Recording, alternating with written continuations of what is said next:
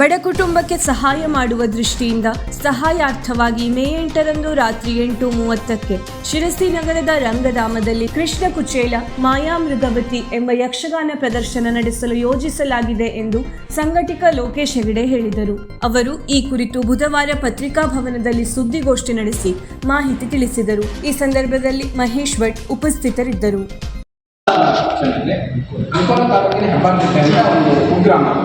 ಅದರಿಂದ ಬಡ ಕುಟುಂಬ ಭಾಳ ಸ್ಥಿತಿಯಲ್ಲಿರತಕ್ಕಂಥ ಗಮನ ನನಗೆ ಬಂತು.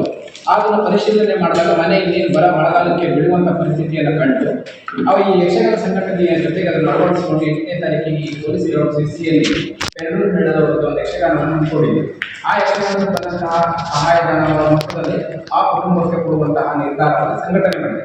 ಅದರ ಜೊತೆಗೆ 51 ವರ್ಷಗಳ ನಿರಂತರವಾಗಿ ಮದ್ದಳೆ ಸೇವೆಯನ್ನು ಪೂರೈಸಿದಂತಹ ನಮ್ಮ ಶಂಕರ್ ಭಗವತಿಗಳು ಸಹ ಅಭಿನಂದನೆ ಕಾರ್ಯಕ್ರಮವನ್ನು ಗಣ್ಯರ ಸಮ್ಮುಖದಲ್ಲಿ ಹಮ್ಮಿಕೊಂಡಿದ್ದೀವಿ. ಹಾಗಾಗಿ ಈ ಕಾರ್ಯಕ್ರಮಕ್ಕೆ ಸಮಸ್ತ ಸಿರಿಸಿಯ ಮತ್ತು ಯಕ್ಷಾಭಿಮಾನಿಗಳು ಹೆಚ್ಚಿನ ಸಂಖ್ಯೆಯಲ್ಲಿ ಬರಬೇಕು.